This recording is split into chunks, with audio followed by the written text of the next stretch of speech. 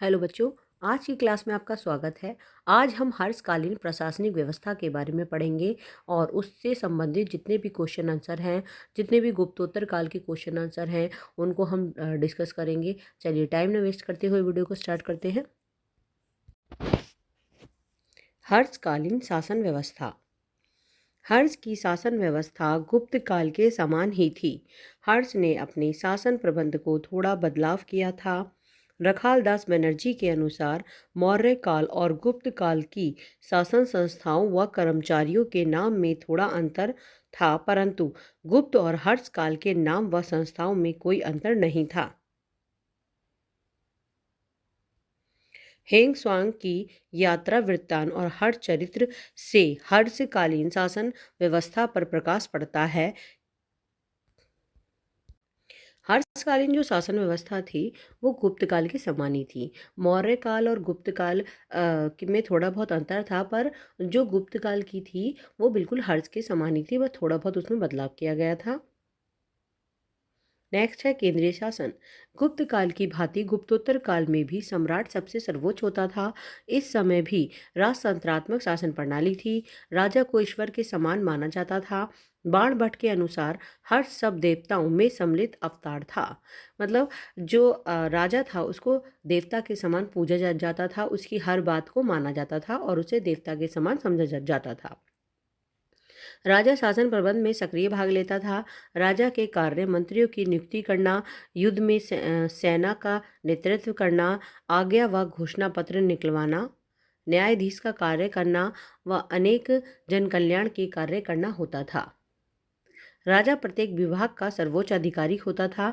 राजा का निर्णय अंतिम होता था। राजा का समय प्रशासनिक कार्यों व धार्मिक कार्यों के लिए बटा होता था। हेंग स्वांग के अनुसार राजा का दिन 3 भागों में बटा होता था। दिन का एक भाग शासन के मामलों में व्यतीत होता था, शेष 2 भाग धार्मिक कार्यों में व्यतीत होते थे। वह काम से कभी थकने वाले नहीं थे। उनके लिए दिन का समय बहुत कम था। अच्छे कार्यों में भी इतने लिप्त रहते थे कि वह सोना और खाना तक भूल जाते थे। हर्ष ने महाराजा धीराज, एक अधिराज, परम भट्टारक, चक्रवर्ती, सार्वभौम आदि उपाधियां धारण की थी। हर्ष ने भी अशोक के समान अनेक धर्मशालाएं बनवाई थी, जहां निर्धनों को निःशुल्क रहने व खाने की व्यवस्था थी। राजा अमात्यों मंत्रियों की सहायता से पूरे साम्राज्य पर शासन करता था। मंत्रियों व अमात्यों की नियुक्ति राजा स्वयं करता था। राजा मंत्री परिषद के परामर्श पर कार्य करता था। हेंग सांग ने लिखा है कि राजा के ऊपर शासन एक मंत्रिमंडल का होता था। हर्ष के काल में मंत्री परिषद का अत्यधिक महत्व था। हर्ष के काल में गुप्त काल की भांति मंत्रियों व कर्मचारियों को वेतन नगद देने की व्यवस्था थी। मंत्रियों का पद वंशानुगत होता था। जिस तरह गुप्त काल में मंत्रियों को नगद वेतन दिया जाता था और भूमि दान भी दिया जाता था, इसी तरह हर्ष काल में भी मंत्रियों को व कर्मचारियों को नगद वेतन देने की व्यवस्था थी और जो इनका पद था वो वंशानुगत होता था। वंशानुगत से तात्पर्य, अगर पिता सरकारी सेवा में है तो उसका पुत्र भी उसी काम को करेगा और उसका जो आने वाली पीढ़ी है वो भी उस काम को करेगी, यानी कि जो एक पद है वो वंशानुगत चलता रहता था। हर्ष काल में साम्राज्य अनेक प्रांतों में विभक्त था। इन प्रांतों को भुक्ति कहा जाता था। भुक्ति पर राज परिवार के सदस्य का शासन होता था, जिसे उपारिक कहते थे। प्रत्येक भुक्ति को अनेक विषयों में विभक्त किया जाता था, जिसके अधिकारी को विषयपति कहा जाता था। विषय वर्तमान जिलों के समान थे। विषयपति की नियुक्ति उपारिक महाराज के द्वारा की जाती थी। कई बार विषयपति की नियुक्ति राजा स्वयं भी करता था। प्रत्येक विषय को अनेक पठकों में विभक्त किया जाता था। पठक आधुनिक तहसील के समान होते थे। प्रत्येक पठक अनेक ग्रामों में विभक्त होते थे, जो प्रशासन की सबसे छोटी इकाई होती थी। ग्रामीण शासन अच्छी तरह से संचालित होता था। बस जो ये पटक जो विषय है वो पटक में विभाजित होते थे। गुप्त काल में ये पटक नहीं था। ये आपको हर्ष काल में ही देखने को मिलेगा। गांव के प्रशासन में गैर सरकारी स्थानीय लोगों का प्रमुख योगदान होता था। मेहतर नामक अधिकारी गांव के मामलों की देखरेख करता था। इसके अतिरिक्त अतिरिक्त ग्रामीण नामक अधिकारी गांव का सर्वोच्च अधिकारी होता था। हर्ष ने गुप्त कालीन शासन प्रणाली का अनुकरण किया था, किंतु हर्षकालीन प्रशासन गुप्त प्रशासन के समान कार्य कुशल नहीं था। हेंग स्वांग को जल व थल दोनों ही मार्गों में डाकुओं का शिकार बनना पड़ा था, जबकि फायान ने पूरे भारत की यात्रा कुशलता से की थी। हर्ष के समय मार्ग सुरक्षित नहीं थे। गुप्त काल में फायान ने किसी भी प्रकार की कोई डाकू का जिक्र नहीं किया है, जबकि ह्वेंग त्सांग को डाकुओं का सामना करना पड़ा था और उसने भारतीय मार्गों को असुरक्षित बताया था, जबकि फायान ने कहा था कि भारत के जो मार्ग हैं वो सुरक्षित हैं।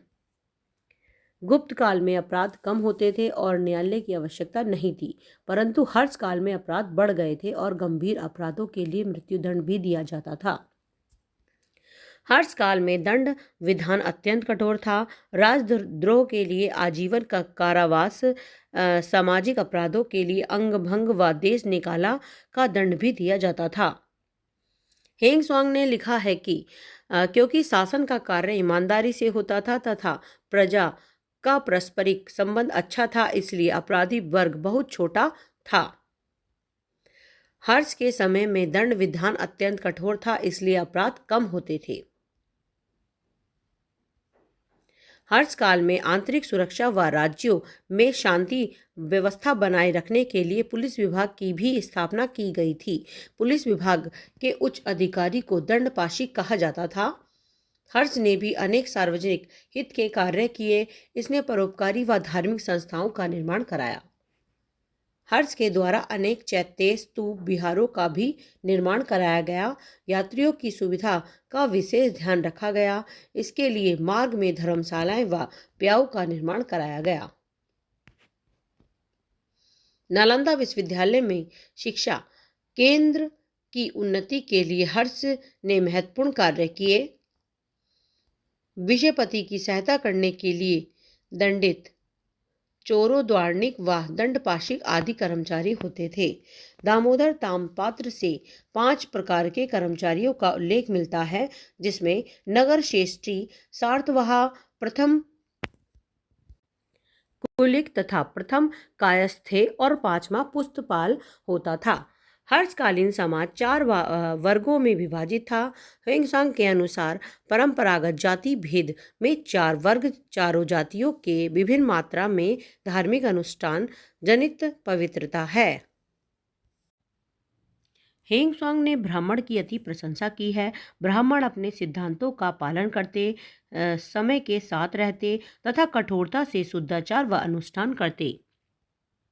इनके अनुसार क्षत्रिय सीधे साधे, पवित्र, सरल व मितव्ययी थे।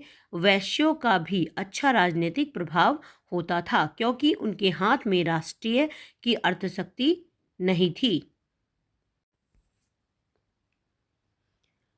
इसने शूद्रों को कृषक कहा, क्योंकि हर्ष के काल में कृषि को शुद्ध रूप से प्रमुख व्यवसाय बना लिया था।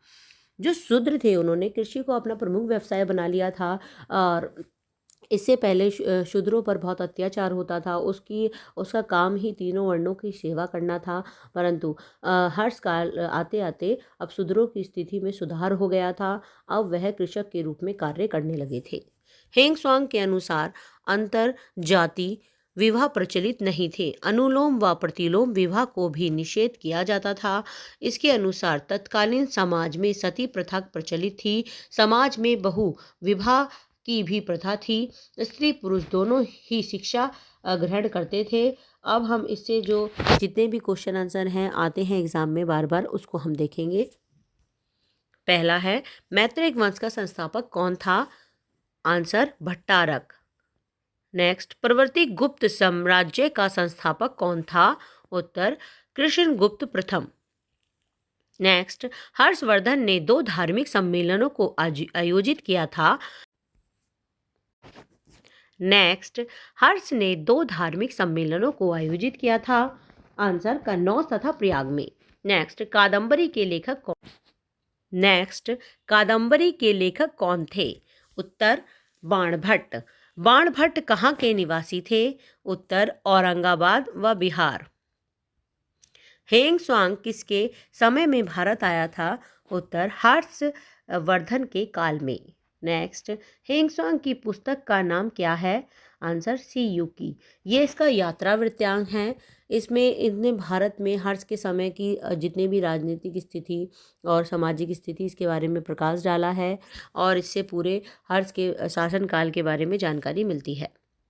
नेक्स्ट, किस दक्षिण सम्राट का हर्षवर्धन से युद्ध हुआ था? उत्तर, पुलकेशिन द्वितीय। ये रवि कीर्ति द्वारा रचित ऐहोल प्रशस्ति से पता चलता है कि नर्मदा नदी के तट पर पुलकेशिन द्वितीय, जो कि दक्षिण का चालुक्य वंशी राजा था, इसने हर्ष और दोनों के बीच युद्ध हुआ था, जिसमें पुलकेशिन द्वितीय विजय रहा और हर्ष की पराजय हुई। नेक्स्ट, हर्ष ने अपनी दूसरी राजधानी कहाँ बनाई? उत्तर, कन्नौज। हर्ष की जो पहली राजधानी थी वो थानेश्वर थी और इसके बाद इसने अपनी राजधानी कन्नौज स्थानांतरित कर ली थी। नेक्स्ट, हुएंगसांग के अनुसार सूती कपड़ों का उत्पादन सबसे अधिक होता था? उत्तर, मथुरा में। किस विश्वविद्यालय में हेंग स्वांग ने अध्ययन किया था? उत्तर, नालंदा विश्वविद्यालय। नालंदा विश्वविद्यालय यद्यपि महात्मा बुद्ध के समय से ही बहुत प्रसिद्ध था, परंतु हर्ष का समय आते आते यह बहुत प्रसिद्ध हो गया था और चीनी यात्री हेंग स्वांग ने यहीं पर अपना अध्ययन किया था। नेक्स्ट, कल्हड़ की राजतरंगिणी में किस शासक का उल्लेख मिलता है? उत्तर, हर्षवर्धन का। नेक्स्ट, नालंदा विश्वविद्यालय को किसने नष्ट किया? उत्तर, बख्तियार खिलजी। बख्तियार खिलजी ने नालंदा विश्वविद्यालय को नष्ट किया था। ये एक आक्रमण करता था। इसने 1193 ईस्वी में नालंदा विश्वविद्यालय को नष्ट कर दिया था।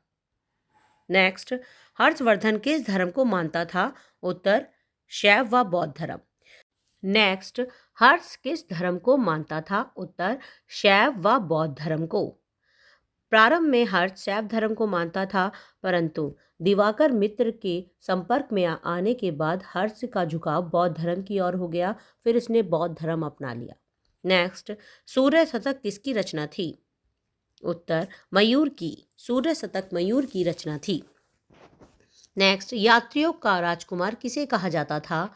उत्तर, हुएंगसांग को। हुएंगसांग को यात्रियों का राजकुमार कहा जाता था। नेक्स्ट, हर्ष के समय कामरूप का शासक कौन था? उत्तर, भास्कर बर्मन। हर्ष के समय कामरूप, जिसे आज का असम कहा जाता है, का शासक भास्कर बर्मन था। नेक्स्ट, हर्ष के समय नालंदा विश्वविद्यालय का कुलपति कौन था? उत्तर, शीलभद्र। हेंग स्वांग के समय नालंदा विश्वविद्यालय का कुलपति कौन था? उत्तर, शीलभद्र। हेंग स्वांग के समय नालंदा विश्वविद्यालय का कुलपति शीलभद्र था। नेक्स्ट, प्रभाकर वर्धन ने अपनी पुत्री का विवाह किसके साथ किया?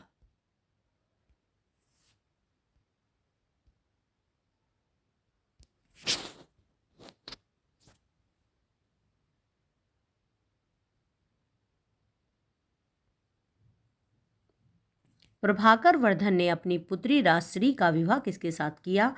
उत्तर, ग्रह वर्मा। मालवा के शासक ग्रह वर्मा के साथ प्रभाकर वर्धन ने अपनी पुत्री का विवाह किया।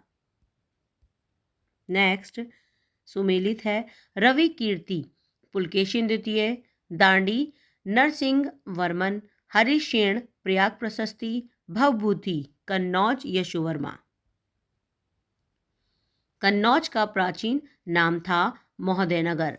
कन्नौज का प्राचीन नाम महोदयनगर था और श्री महादेव भी कहा जाता था।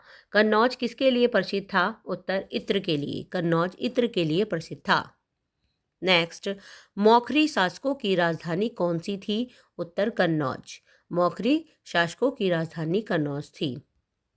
नेक्स्ट, हर्ष व पुलकेशिन के बीच नर्मदा नदी के तट पर युद्ध हुआ, इसका उल्लेख मिलता है। उत्तर, रवि कीर्ति के अहोल प्रशस्ति से। नेक्स्ट, प्रशस्ति का अर्थ है उत्तर राजा की स्तुति या प्रशंसा करना। राजा की स्तुति व प्रशंसा के लिए जो लेख लिखे जाते थे उसे प्रशस्ति कहा जाता था। नेक्स्ट, नीति का पंडित किसे कहा जाता है? उत्तर, हुएंग को। नीति का पंडित हुएंग को कहा जाता है। नेक्स्ट, राज्यवर्धन की हत्या किसने की? उत्तर, गौड़ नरेश शशांक ने। राज्यवर्धन की हत्या शशांक ने की थी। नेक्स्ट, हर चरित्र का लेखक कौन था? उत्तर, बाणभट्ट। हर चरित्र के लेखक बाणभट्ट थे। नेक्स्ट, कन्नौज का सम्मेलन हर्ष की किस धर्म के प्रचार के लिए किया था? उत्तर, महायान शाखा। ये बौद्ध धर्म की महायान शाखा के लिए हर्ष ने कन्नौज का सम्मेलन किया था। नेक्स्ट, चक्रवर्ती व सार्वभौम उपाधि किसकी थी? उत्तर, हर्षवर्धन की। हर्षवर्धन ने चक्रवर्ती व सार्वभौम उपाधि धारण की थी। नेक्स्ट, हर्ष के शासनकाल में भूमि कर की दर क्या थी? उत्तर, 1/6 भूमि कर। नेक्स्ट, दंडपाशी किसे कहा जाता था? उत्तर, पुलिस अधिकारी को।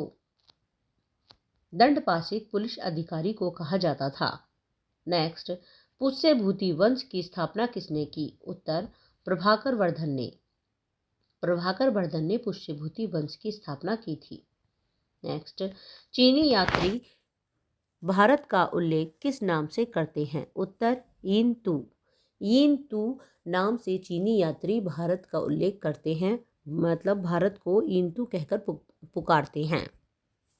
नेक्स्ट, मातंग दिवाकर किसके दरबार में निवास करता था? उत्तर, हर्षवर्धन के।